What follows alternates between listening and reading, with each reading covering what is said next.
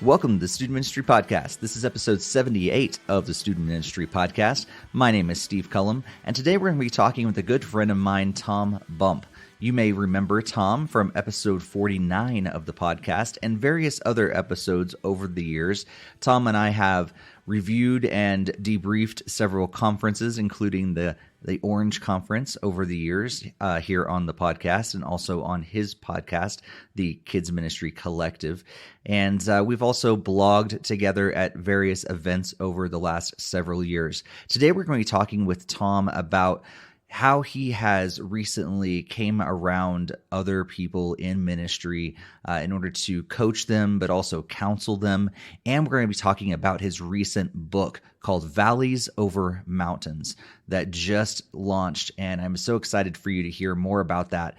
One of the cool things that Tom is also doing is he's doing a giveaway for us here at the Student Ministry Podcast. So if you want a chance at winning one of 3 digital copies of Valleys Over Mountains, just head to the podcast show notes and you can learn all about how to enter that contest. Also, if you like what you hear and you've not left us a positive review on your favorite podcast app, we want to encourage you to do that. And also follow us on social media. All those links are going to be in the show notes. Before we jump into this conversation with Tom today, we want to thank our sponsor of this episode of the Student Ministry Podcast. G-Shades is a youth ministry curriculum and teaching strategy focused on helping students see every life situation through the lens of the gospel.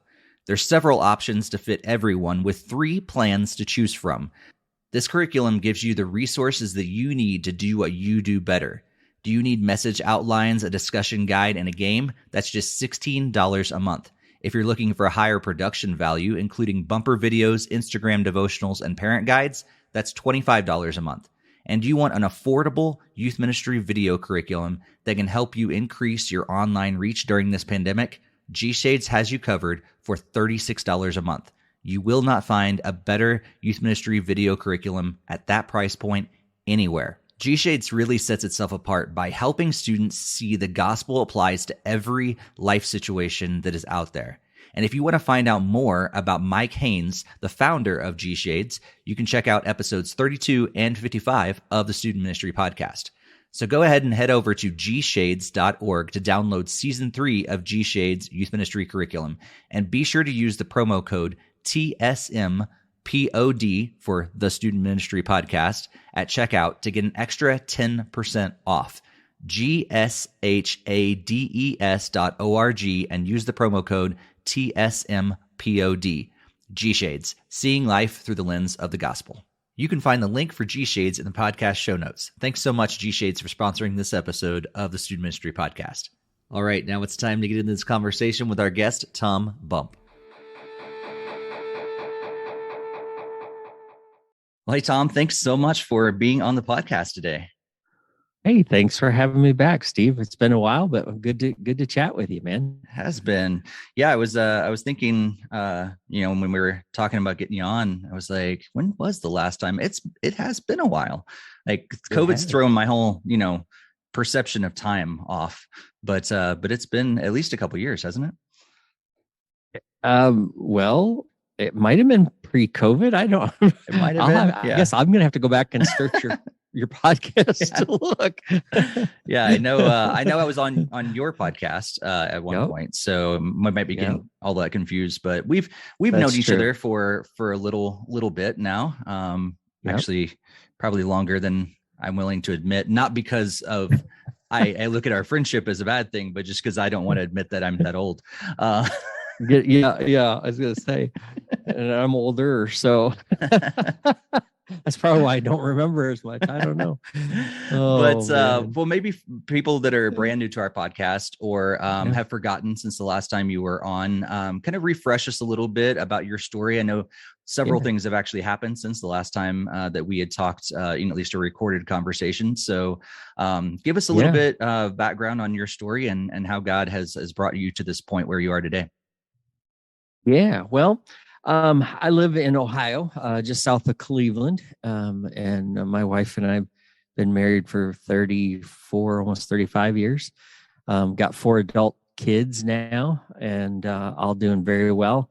and been in ministry for over 30 years, so almost about the same amount of time as we've been married. I've been in full-time ministry in various ways: children's pastor, youth pastor, family pastor, associate, and a stint as senior pastor for a while. So kind of been everything, and I'm a pastor's kid.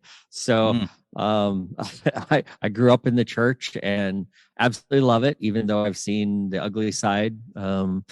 I've seen the best of it too, and so I started doing a lot more in the kid ministry realm, family ministry realm for a long time, and so I started a Facebook group called the Kids Ministry Collective, and have a podcast with that same name, and I it's been growing, and God's been using that in a really cool way. And then I launched a couple years ago what we called KMC Coaching, which was a leadership coaching, and not just for children's pastors, but for youth as well, but mostly is focused on children's and family leaders, and doing leadership structures and mindset and task management and all that kind of stuff. And started doing that. Well, while I was doing that, all of a sudden I started getting a lot of people who started hearing some of my stories of how I had gone through some really hurtful church situations, and watched some senior leaders that I was very close to get hurt, and that, I was collateral damage. I watched some leaders go at each other and in major conflict and get really ugly with each other. And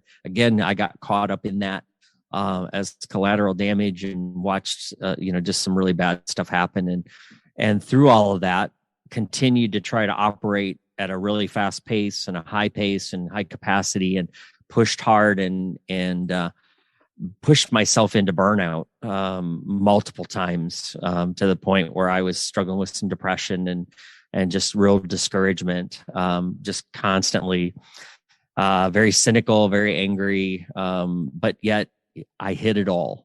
Very few people knew what was going on in my world privately, because I was terrified to share it with anybody. Even some of my close ministry friends, I never really shared everything with them. They heard parts, and sometimes they were like, "Get out of there, run." And I'd be like, "No, God hasn't told me to leave, so I'm staying. I'm going to endure this," and which was just insane to say. But there's people out there that are listening that have probably said that. And I realized that was just not the right thing to do. But anyway, through all of that, I felt very clear a few years ago, showing me he wanted something new for me. And when he started showing it, I started getting scared, and I literally ran away. I had a Jonah season for about a year and a half, where I ran to a new position and thought that was going to be my dream job, and found out it wasn't. It turned out to be a nightmare for me. And I got spit out of the fish, and let go. But yet it was one of those where I was already preparing to leave and was wanting out, but I was just kept telling God, well, give me a little bit more time, to do this. I was trying to get everything perfect. And God was like, no, I just want you to do this. I want you to go out and pastor pastors and shepherd shepherds. And he gave me the name Restoring Leaders. Actually, it's a cool story that I woke up in the middle of the night with the word restoration and restore. And then a couple of weeks, I typed it into my phone, fell asleep, forgot about it, then was working on trying to figure out what this new ministry was going to be called, instead of calling it the Hurting Leaders thing, which wouldn't attract anybody. Right. And we were sitting out at our camper, my wife and I'd given her a list of names, and she just did one of those, don't get mad, and when your wife says that to you, you're going to get mad. Right. You can't help it. It's like, don't look, and you look. And she's like, I don't like any of this list. And that was my second list of names. And she said, I really don't like any of these. They all stink. And I'm like, thanks, hon. And I was about ready to blow my fuse. And she said, but I have this word in my mind. And I'm like, I don't care if it's baloney at this point. Just give it to me, because I'm just desperate. I feel like I'm at a roadblock. And she said, well, I just know that when you were at your worst, when you were struggling, when you were burned out, when you were hurting, I watched God take you through a restoration process. And I kind of looked at her funny and got this little sense of chills down my spine. And she's like, I just watched God he restored you. He remade you. And you just had a new focus when God took you through that process. And she said, and now you go and you sit with these leaders and you come back upstairs from your office and you're just all on fire and pumped up because you talked to somebody who's hurting and you've given them some hope, and that their story is not the end, and that God's not done with them, and all these kind of things. And she said, I just see you're just about restoring leaders. Dude, it was like fireworks off. The angels started singing, and I'm like, seriously, that those words aren't on that paper. And she's like, no. And it took me a while, and then I finally realized that to look at my phone, and in the notes app, there it was. I had the words restore and restoration, and so we put it together, restoring leaders. And so it's a ministry that just the general focus is to help people live restored and lead renewed, and we do that by helping people learn to refocus and to renew, and then to go out with some restoration in their life. And it's just been a really neat thing that we're really launching full blast. We're, as we say, we've lit the candle. When the first astronauts were getting ready to go, they were laying there on their backs and they had all that fuel laying underneath them, and they just went, light this candle. Yeah. And that's kind of what we're doing. We're strapped in, and we're like, okay, God, light it. Let's go. We're out here to serve people. So that's what we're doing. One-on-one coaching, some 4-day retreats, some online courses are coming real soon for those that can't travel or that we can't get to right away. And then I just released my first book, which is crazy. Yeah. So that's so cool. And I remember, us having previous conversations, around all that. And I think I remember you kind of being in that season where like, I think this is what God's pulling me to, but I'm not really sure. And so it's really cool now for me to be on the other side of it too, and see, how God had put all those different pieces together to put you in this place where you can, help others restore. And I think that's huge. You were one of the first that I started talking about it. I remember, I think we were at Orange Conference, and I started talking about some of this stuff to you and just saying, I don't know what God's going to do with this. I have no idea. And that was literally just probably before my running away, or I was starting to run away from it because it was terrifying to think about. Right. Well, it's so much. And, we were talking just before we started recording just about, I've so many, especially through the pandemic, so many leaders who were probably already in rough positions, just got thrown even more into those rough positions and stretched even more and all that stuff. And so many people are stepping out of ministry or considering stepping out of ministry. I would wager to say that like probably half of the people that are listening to this podcast right now have at least considered stepping out of ministry over the last couple of years. And so, this need for restoring leaders is so important, especially in our current state right now within the church world. Yep, it is. It's, I've seen some different Barna research, that like 38% of leaders have considered quitting, and I think that was more of a senior leader focus. And I'm like, it's got to be higher in the student ministry and children's ministry worlds. And I'm actually doing a survey right now while we're recording this in a Facebook group that's focused on children's ministry leaders. And 80% of the leaders describe themselves as being worn out and close to burnout. They're 78%, I think was the number, of the leaders that responded have said they're feeling completely overwhelmed. And then there's about 15 to 20% that literally are saying, I'm ready to quit right now. And now you say, well, 15 to 20, that's not that big a deal.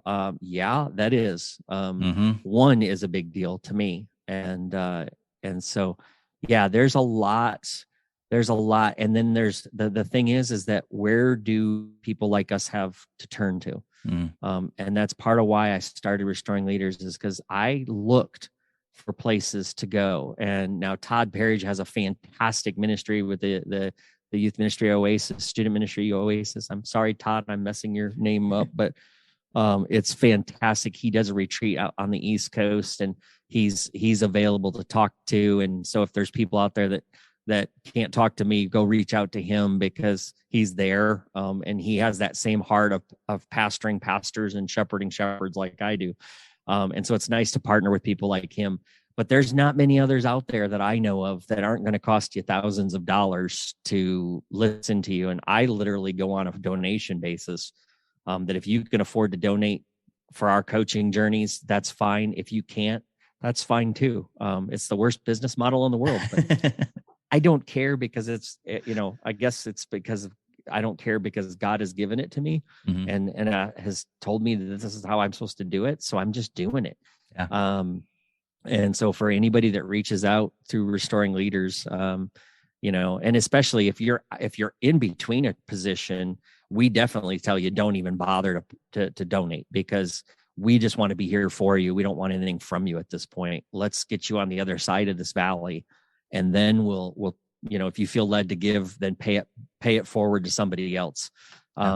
Because we just got to help each other. We've got to be that community that sticks up for each other and provides that safe place. Because I didn't have it. I looked around, and then I finally found a counselor in another town when I was going through my worst stuff, who I knew nobody knew about. And that's where I first started reaching out to get some help, because I was just in a mess. Yeah. Actually, Todd was on this podcast not too long ago, like maybe 4 or 5 episodes ago. I'm Okay. forgetting the exact number off the top of my head, but you guys can check back in our archives, and you'll get to hear Todd and his passions and where God has brought him along his story as well. So yeah, check out Todd, check out Tom. Either of them would be great assets if you find yourself in this kind of a season where you're really needing that. As you talk about in your book, what we're going to talk about in just a second, don't be afraid of reaching out and getting that help. If you find yourself in that position, make sure you do reach out. So let's talk about this book for a little bit. Is this your first book?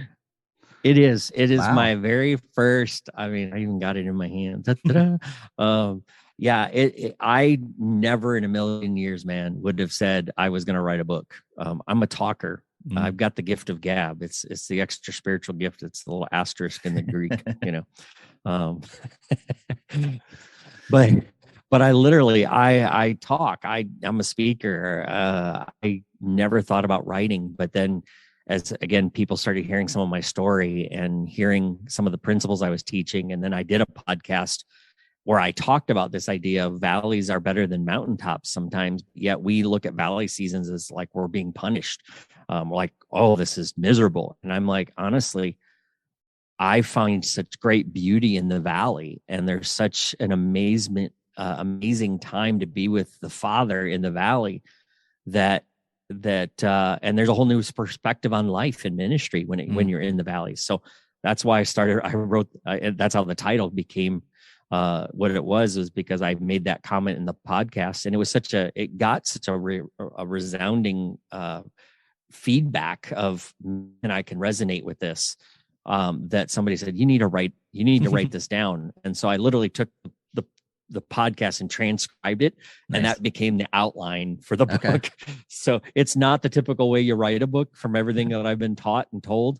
But I literally just took the questions that they asked me and started building chapters off of it. And it's not a big book. It's 116 pages, and it's designed to really be a guide. That's why the subtitle is Guide Through the Hard Seasons. Wanted people to realize this is just something simple, but it's not something meant to be speed readed either. There's sections called Pause by the Stream that are intentional about, I want you to slow down and I want you to do some heart work on this because I want you to be in a healthy place. So absolutely. That's where it came from. So this is book 1. Cool. Book 2 is on it already. I was actually writing it first and then stopped and haven't touched it. Because I wanted to focus on this one, because God just kind of raised, and it fits perfectly with Restoring Leaders. Nice. So it just kind of, God knows. Absolutely. He's way smarter than I am. I just shut up and listen. Well, I love how you mentioned that it's a shorter book, and I think that's good for a number of reasons. I mean, one, because a lot of us are busy and trying to find time to actually read a lengthy book is difficult sometimes. But I think you don't. As I was reading through it, I really appreciated how you don't belabor a lot of this stuff. It's like, you say what needs to be said, and like you say it enough to like get in our heads, and we know what we need to think about, and we can move on. And I love those pausing by the stream questions at the end as well. And I almost kind of think it read more like a devotional, or almost like a guided retreat. Like I could almost see myself taking this book and taking a 3 or 4 day retreat myself, and just, read a chapter, spend an hour or so thinking about those questions, pause for a little bit, then do the same again throughout the whole time. And it was almost like, you were guiding me through kind of a retreat kind of moment and that. And so that was really cool. Was that it? Was anything like that in your frame of reference when you were trying to put this together, or is that just something I picked up on? I tell you, the way you made that sound, I'm like, man, yes, I should take full credit for that. But truth be told, I mean, that at the end, yes, that was my heart's desire. When I was writing it, that I didn't have a clue that I was thinking that far ahead. But as I got through it, that was some of the feedback as I started letting people preview, was the fact that, man, and in fact, several of the people that came on our first beta test retreat got to read the book, not on the retreat. I didn't have it finished at that point. I was too scared to let them see it. But afterwards they were all like, man, you need to hand this. So everybody that comes to a retreat now is going to get a copy. If they don't have one already. And if they do, they get an extra just so they can hand it to somebody else that they know. But yeah, I kind of feel blessed that that's how God orchestrated it all. That I was able to do something like this and allow people to have that, because I can't get to everybody and I can't set up a retreat in every part of the country. And so if this is a way that helps somebody, either prevent burnout, because I mean, that's the other thing. I watched my 84-year-old dad read this over New Year's, sitting next to me on the couch. He would read a section and stop for a while, and then he'd read some more. And I kept watching him bend pages over, and then little by little he'd start talking about it. And he's like, this is something that I could honestly look back and go, I wish somebody had walked this with me when I was going through the hard stuff. And he also had a lot of tears in his eyes at times, going, I had no idea that you were that dark and that deep in the valley.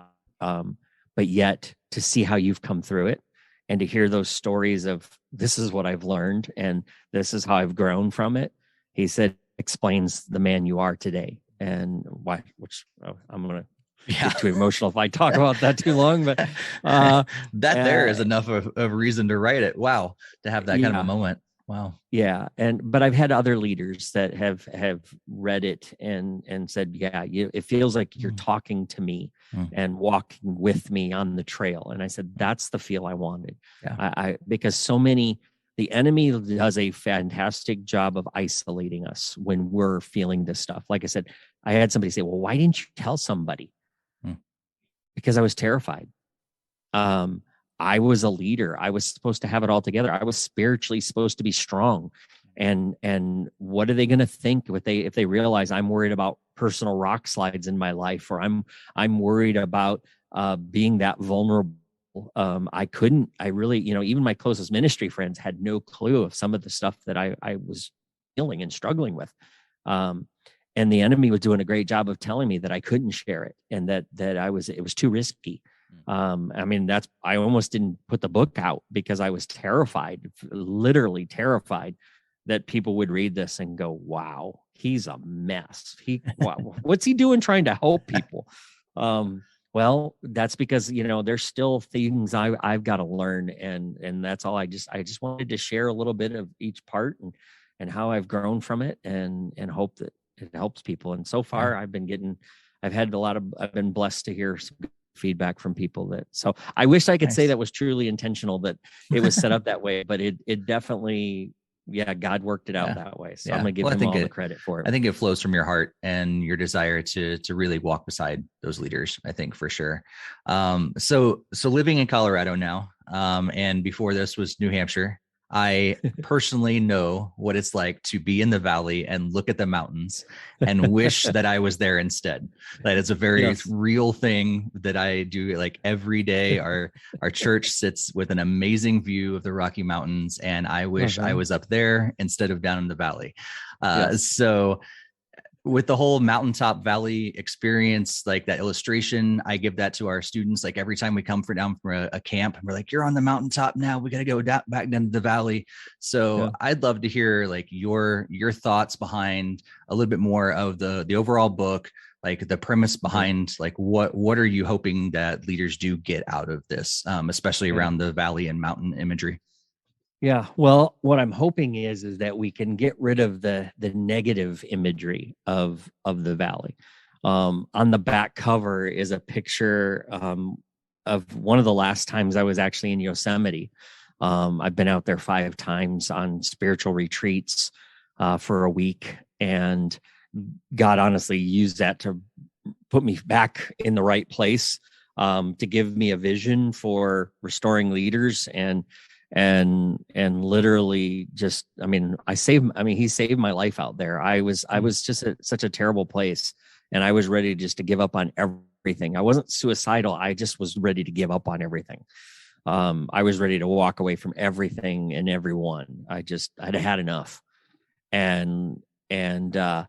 But it was in the valley where I started to get a whole new perspective. And so for me, to say valleys are over mountains is that when you're up on the mountain, a lot of times it's easy to fall into cruise control. It's easy to just get staring at the other mountains and only see one perspective all of the time. And I really think that when we allow God to lead us into the valleys, or sometimes put us in the valley, it changes focus. It changes perspective. It allows us to experience him in a different way. It allows us to experience life and leadership in a different way. And there's oftentimes we sit there and we're like, God, get me out of the valley. Get me out of the valley. I said that several times. And God was like, no, just, you need to walk here for a season. The cool part is you look at scripture, every time God brings a leader into the valley, or allows them to go through a valley season, there's this intimacy that they get with God. Unlike up on the mountains, it's totally different. And every time that you're in the valley, it's also can be viewed as a time of preparation and for something greater. All of us are always saying we want more. We want to do more for the kingdom. Well, if you always stay up on the mountain, all you're ever going to have is that mountaintop perspective. And when you look into the valleys, you can't see everything that's down there. All you're going to see is the snow caps, and you're going to see the peaks, and those look beautiful. But you have to journey down in. And when you get down in there, you realize the valleys aren't always flat. There's lots of curves. There's little hills. There's a lot of unknowns. But there's unique things that grow in the valley. There's a picture in the book of a rock that has a tree growing out of it. Well, you don't see that up on the mountaintop. And there's going to be ministry experiences and ministry things that happen that are unique only to the valley. And so I want to get rid of the stigmatism that being in a valley is a bad thing. Sometimes we think, well, it's only when you're going to lose your job or that's the valley season. No, there's times where things were going great. And then all of a sudden I realized God's got me here in this valley, not on the mountain going good, because he's got something even greater for me to do. And he's calling me to something. And so the premise of the book is to say, hey, look, when you're in the valley, learn to embrace it. Learn to stay there until God calls you up, which is one of the chapters later on. He'll call you back. Because we're not designed to stay in the valley forever. Moses didn't stay in the valley forever. He was there for a season, and then God gave him that burning bush moment, and he went up to it, and God spoke to him and said, I've got a greater commission for you. Boom, go. Now, on the other hand, Elijah was up on the mountain, has this killer moment, literally, with 450 prophets. And then Jezebel says, I'm going to get you, my pretty, and your servants too, and I'm going to take you out. And he runs down off the mountain into the valley and is so low that he falls under the broom tree and says, just kill me, God, just take me. I'm the only one left, so you might as well just wipe me out and take me before Jezebel gets me. And God's like, are you kidding? I've got people hiding all over the place and you're good. And just get up. I'm going to take care of you. He feeds him. He lets him rest. He recuperates. And then he says, I want you to walk a little further in this valley. And then he takes them into something amazing. And then boom, more stuff happens. Amazing miracles. So I think this whole book is to recast the valley experience, to say, look, you may find yourself in a valley, but if you come in with the right heart attitude and the right perspective, it's a beautiful, beautiful place. There's beauty there. Yes, there's challenges, but there's challenges up on the mountains, because if you go from one mountain to the other, it's not always easy. There's a grind there. You got to take some switchbacks, or you're going to kill yourself. I tried that once in Yosemite. I thought these switchbacks are stupid. I'm just going to go straight up. Well, yeah, I'm not. I'm a wide body, and I thought my heart was going to explode out of my chest, and I'm like, I'm going to die. What am I thinking? Now I know what these switchbacks are for. Right. They're to allow you to rest. Right. Yeah. So up on the mountains, you're going to have those kind of challenges and those hard seasons where you're running hard and you're pushing hard, but then when you come back down into the valley, you can rest. And so I think that's where I'm trying to go with the book, is just to help people realize, mountaintop experiences are fantastic and they have their place, but the valley does too. And it's a bad thing. It can be a very powerful, life-changing, life-saving kind of thing. That's cool.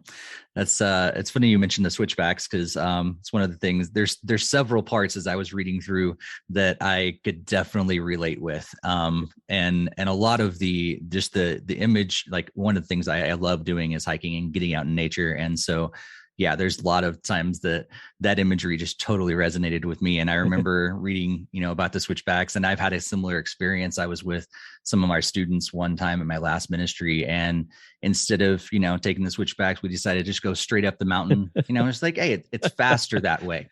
Yeah, right. Sure. It's faster. It looks fast. It looks closest, faster. Quickest point, between two parts is a straight line. So yeah, we went up and we were just drenched in sweat, and we were actually at a music festival at the time, and there was someone at the top we were wanting to go see. But by the time we got there, we didn't actually even enjoy the concert because we were just so tired from the journey up there.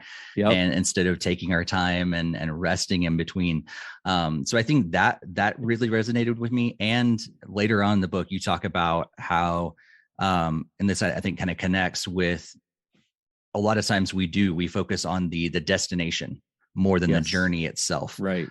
So talk to us a little about that, just because that was something that really resonated with me. And it's like, I think with the switchbacks, like I went straight for the top because I want to get there as fast as I can. I want to be productive. I want to get to the end result as quick as I can, instead of enjoying that journey and taking those breaks along the way. Yeah. Well, I think in ministry, we get so focused on the tasks, the events, the schedules, that we forget what's going on in the middle of all of that. And instead of enjoying it and growing from it and seeing God's hand in and through it, we just have to grind. And so we miss the beauty of, and when the event happens, we miss the amazement and the wonder of it all and watching God work, because we're so focused on just getting it over. And I think the of talking about this kind of idea in the book is to say, look, when you're in the valley, it's not about getting through the other side of the valley. It's about learning and seeing all of the things along the way. Like I said, the rock, the tree growing from the rock. When I saw that, I literally stood there looking at that before I even took the picture. I stood there just in amazement, like, how did this tree start growing out of a rock? I mean, it's a boulder and this little pine tree is growing up out of it. And I'm like, that shouldn't be happening. But yet that's the amazing thing about our God and what he does in the valley. He recreates and he restores.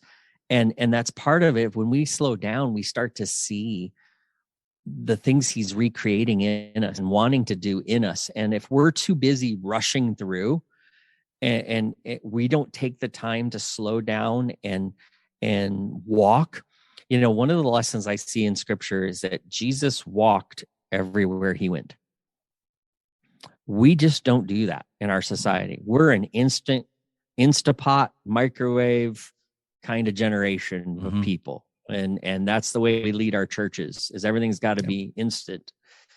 And yet we should be leading people to walk like Jesus, right? And if Jesus walked to where he went, it wasn't always about the destination. I mean, think about it. When Lazarus was sick, he didn't run. You know, he needed to get to the destination, but he walked. He took his time. Why? Because there was a greater good there. And I think one of the things that we miss is that when we get into these seasons, we just like, you know, when you get let go from a position or you leave a church, you want to rush into that next one.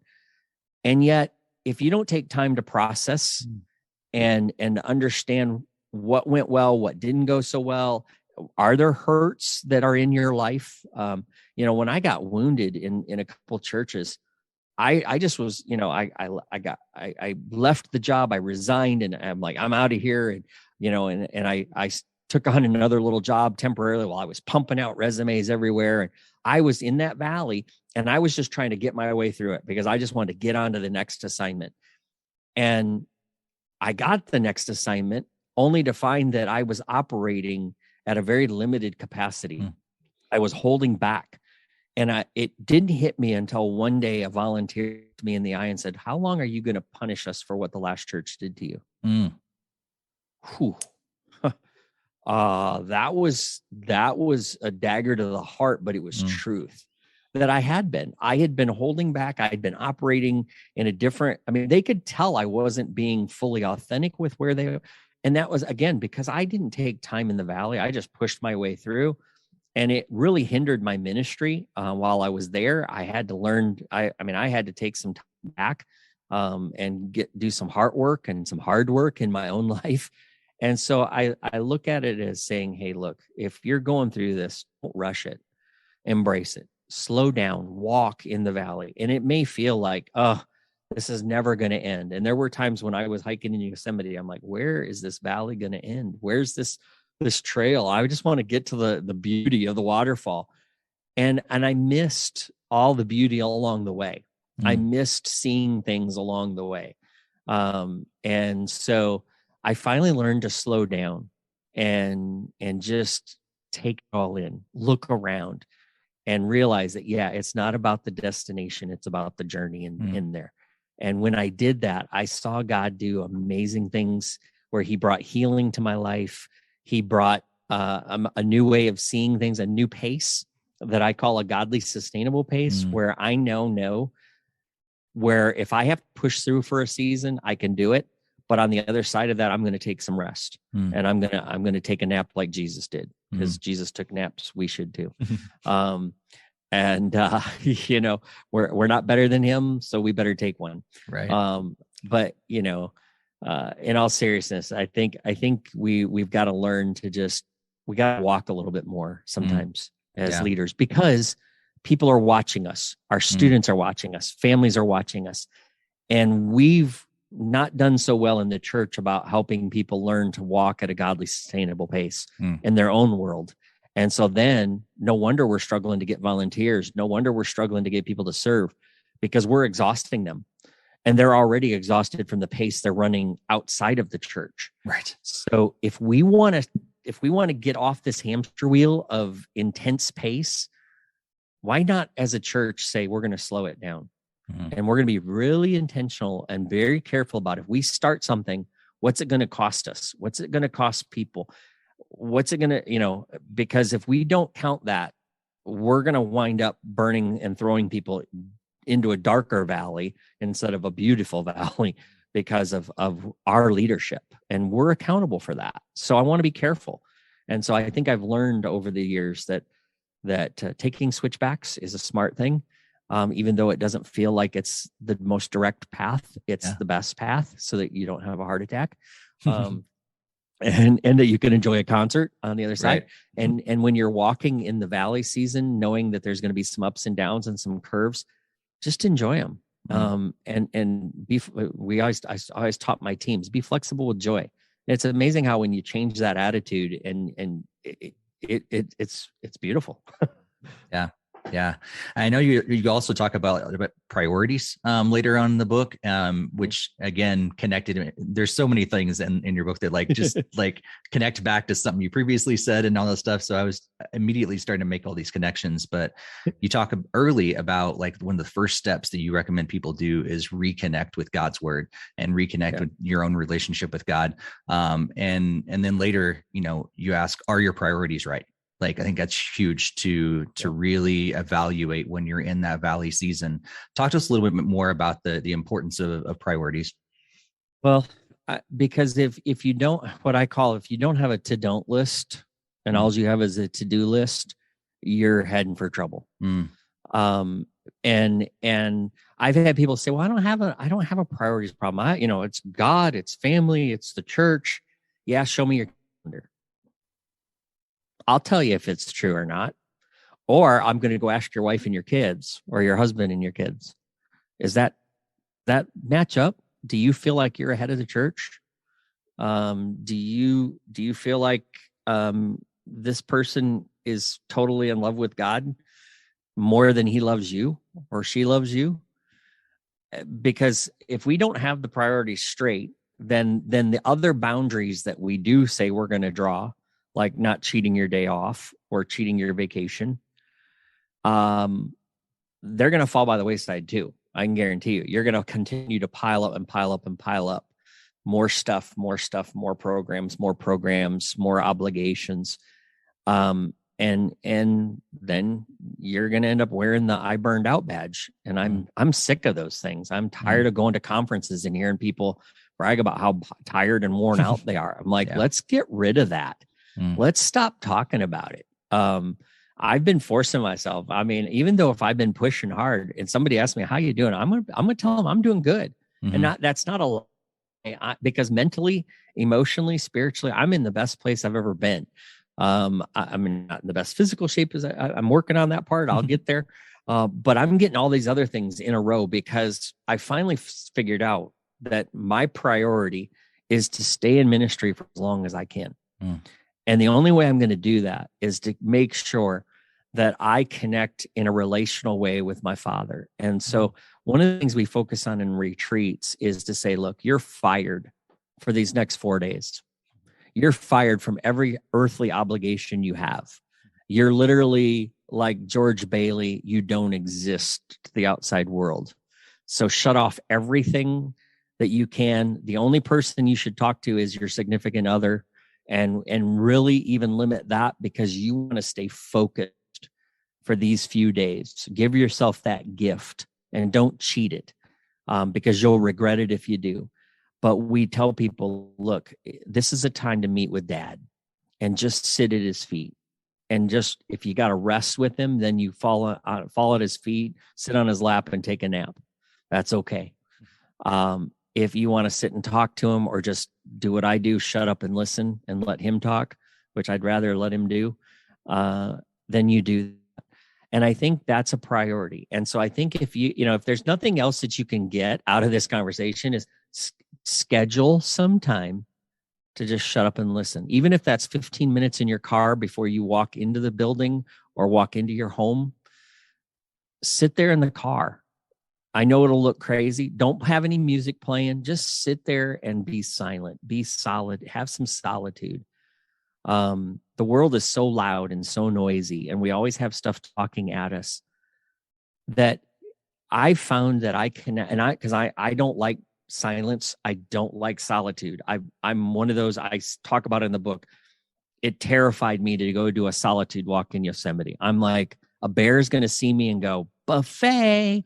And I just didn't want to have somebody have to call my wife and say that he got eaten because he couldn't run fast enough to, outrun a bear, or outrun anybody that was in our group. Right. You have to be the fastest, just not the slowest. Yes, just not the slowest. And I was always the slowest. I'm not built for speed. But anyway, I was terrified of sitting there quiet. And finally, I've learned to do these shut up and listen days, as I call them, where I just sit before the Lord and I just have my journal and my Bible, and I don't have any music. I turn off I literally turn my phone off. even for an hour. Just shut it all off and just sit. And that's where I've had the best thoughts, dreams, ideas, things that I've just written down that make no sense, but I write it down and then I come back to it later and I'm like, oh, hey, that's a great idea. Now I know why I thought of that. Well, that's because God told it to me and I just wasn't paying attention at the time. But I do these shut up and listen things. And I think that's from the priority of, I'm reading scripture relationally now. Mm. I'm reading it as a letter from my dad to me. And so I try to pick up different versions. And it's been super, super powerful. In fact, in the beginning of the book, my pastor actually shared one Sunday, Matthew 6:6 from the Message. And I want to read this to people because I think this I put this in the book. We use this on the retreat as well, because it says this: here's what I want you to do. Find a quiet, secluded place so you won't be tempted to role play before God. Just sit there and be as simply and as honestly as you can manage. The focus will shift from you to God, and you'll begin to sense his grace. Mm. And when you read that from dad, you're like, okay, son, here's what I want you to do. Mm-hmm. I want you to find a quiet place so you're not going to be tempted to role play in front of me. I want you to sit there and I want you to be as honest as you can manage with me, however much that is. And I want you to focus. I want that focus to shift from all that you're carrying to me. Let me have it. And you'll begin to sense my grace. Now that's a bump paraphrase even on the Message. But if you get the idea that, you know, when you get that priority to say, that's how I want to be with my Father, that's how I want to be with God, it revolutionizes everything. Yeah. And again, that's where all of a sudden the fragrance, the beauty, the color, the light comes out of the valley like you'll never, ever see it way up on top of the mountain. Mm. You know, you'll never see that detail at 3,000 feet. But when you walk down there, whew, wow. That's so good. Yeah, it's definitely resting, slowing down and resting and just taking it in and just being is something that I've realized that I really struggle with as well. And it's definitely taken some discipline that I am very much still working on. And I remember I'm still there. It was actually coincidentally at the very beginning of the pandemic that I had talked to several people. And I'm pretty sure you were one of them, that God had put me in touch with a bunch of different people that kept recommending that I need to take some time and just be alone with God. And so it really was like the first day of March, or like when the pandemic all started in March, and I was gone. I was up in the mountains. I was up in Estes Park, just at a personal retreat, and outside of any sort of cell phone signal, totally cut off. And funny enough that, you know, I come back from that and the world was falling apart. But total coincidence, had nothing to do with me stepping away. Yeah.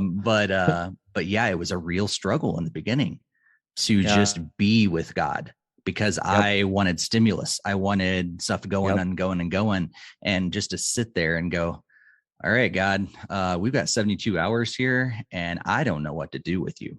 Yeah. And that was weird for me, as, you know, someone that's walked with Jesus the vast majority of my life, has been in ministry for almost 20 years now. And I didn't know how to just be with my Savior. Yeah. And so it was like, okay, I need to start working on this.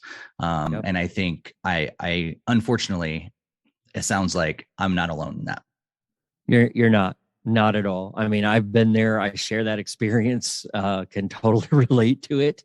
And so can people that have come on the retreats. So some of the people that I go through on the guided courses that we've been doing, you know, because we couldn't do a retreat because of the pandemic. So I did it in 4-week increments. We're going to do another one here real soon where you do once a week and we kind of teach some of this stuff. And then you've got a week to kind of work on it and process. And I'm hoping that more people will start to think about this part, because if you're exhausted right now, if you're running thin, this could be the game changer. Just this one little habit, one little discipline, and we all resist that word discipline, but habit. So habit, goal, practice, whatever you want to phrase it as, just start doing this. Just find a different version, and take a journal. And I'm not a writer. So my journals are hilarious, because there'll be a season where I'm writing a bunch, and then there's gaps, like months. And then all of a sudden I'm journaling again. So I'm consistent in my journal, but I'm being consistent about when I'm reading, or if I'm using my Bible app and having it read to me, that's Dad talking. And that mindset has been very powerful. Let me tell you one more quick story. When we were doing this beta retreat, I was looking for a trail to go hike on, because there's a talk that I do called "What's in Your Pack," and it's the whole idea of what do we carry with us, and it's on a day where we focus on releasing the things that we've added to the pack that God has never intended us to carry. And I was searching for a trail, and we were in a location that I didn't know. There were like 100 trails in the area. It was crazy how many trails were there. I had this map that just had lists of places. And we had been challenged earlier by my mentor earlier in the week on our first day about spending this time with Dad. And it was so cool, because I hadn't told him anything to say to the guys that were coming. I just said, share what God puts on your heart. He does this whole focus on, man, I hope that this week will do one thing for you, and that's you'll discover your Heavenly Father as more of your father, your dad. And then all of a sudden I'm looking through this list, and there is a trail, and it's named Daddy's Creek. And I'm like, okay, we're going to Daddy's Creek, and we're going to go. And the guys all about flipped out and they're like, you planned that. I'm like, dude, seriously, this morning I'm sitting here eating my breakfast, praying over this list, because I have no clue where to take you. Yeah. And then God shows up. It's kind of like the book of, like you said, I had no orchestration of it. God just did it. And that day spun some guys around, where guys who'd been carrying some heavy loads for years let go of stuff and released it, and literally took some stuff and just threw it in Daddy's Creek and let it float away and go, I'm done. I'm not carrying this anymore. I want to experience you in this whole new way. And so, yeah, you're not alone. I'm not alone. I know listeners out there are going, yeah, I get it. That's what we want. We want you to go feel that way, because the enemy doesn't want you to go. Anybody understands. You're all alone. Nobody gets you. Yeah, they do. Yeah, we do. Yep.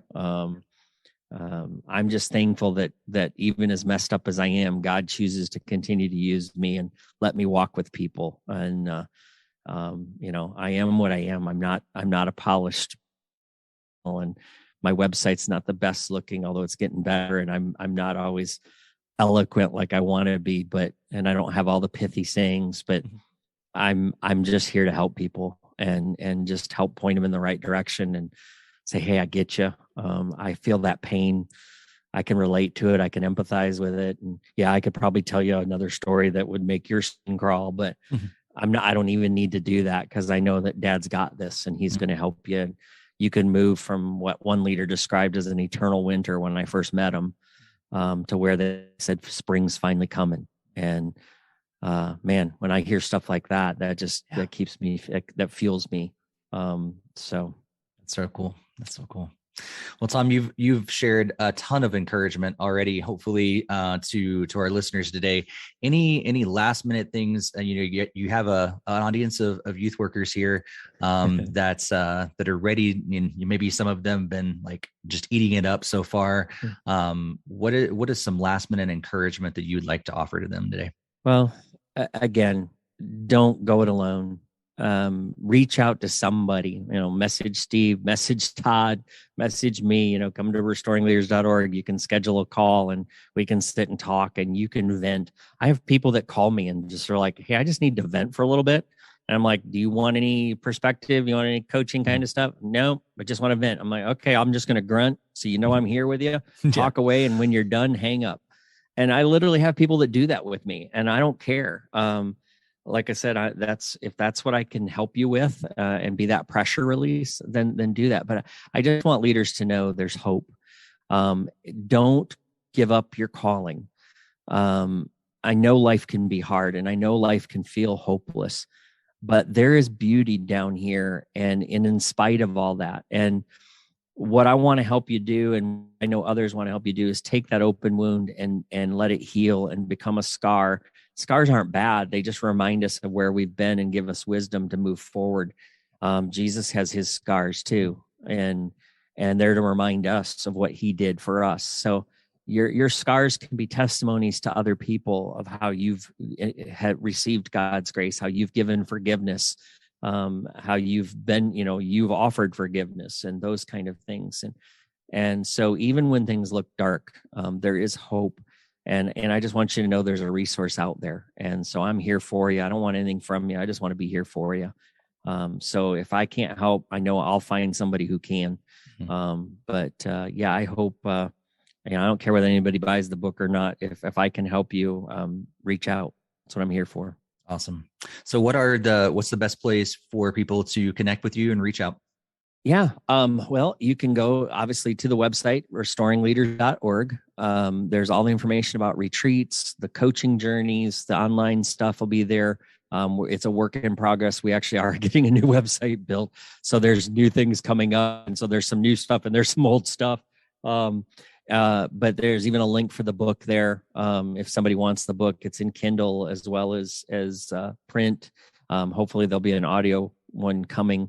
Or you can just email me at tom@restoringleaders.org. But even on the website, there is a place where you can schedule a call.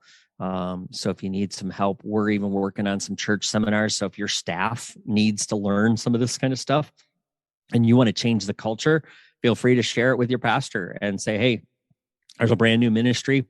In fact, honestly, right now I'm looking for beta test churches that want to let me work with this process and show them the material and see where it goes. But yeah, those are the best places to go. Or you can go, tombump.com is a general place that's got my leadership coaching and everything that I do that's kind of the landing page for everything. So if you can remember my name, last name's Bump. It's not that hard. I got welcome signs everywhere I go. They're big and yellow.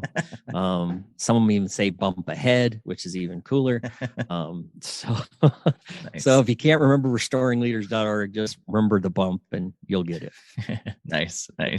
And big thanks to Tom. We're going to be giving away a couple of digital copies of your book as well. And so we'll provide more information in the show notes about how to access that giveaway. But thanks, Tom, for offering a couple copies to give away to our listeners. Hey, my pleasure. I just want to get it out there and help lots of people. So thanks, Steve, for making time and letting me be on here. It's a great podcast. I've always enjoyed listening to you. So fun being on. Yeah, thanks so much for being on today, and thanks for all that you're doing for the kingdom. I know it's a lot, and I know even in the book you get to the point where you're like, you know what, some people say I should probably kind of narrow my focus, and I enjoy doing all these different things for God, and I know it really is. It's a lot, and bunch of different ways that you're serving other people, serving God and the kingdom, and so thanks for all that you're doing, and may God bless your ministry. Hey, thank you, man. Appreciate it.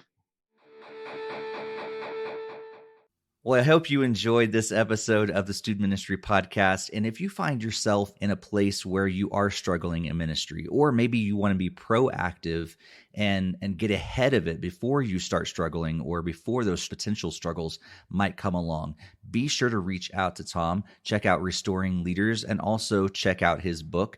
And for a chance to get a free copy of that book, head to the link in the show notes. And we're going to choose 3 winners to get a free digital copy of that book. We're actually going to run this contest for a month. So we'll choose those winners on March 15th, and we'll actually announce them on the next episode of this podcast and on all of our social media platforms. So make sure you are tuned into all of those and following us. And we'll be able to get the information out to you once you possibly win. But nonetheless, make sure you check out Tom's book, Valleys Over Mountains. Also, be sure to check out our sponsor for this episode of the Student Ministry Podcast, and that's G Shades. You can find them at gshades.org. That's gshades.org. And be sure to use the promo code TSMPOD to receive 10% off your order when you order through gshades.org. Thanks so much to G Shades for sponsoring this episode of the Student Ministry Podcast. And thanks to all of you for being here for another episode. We'll be back next time with another conversation all about student ministry. But until then, may God bless your ministry.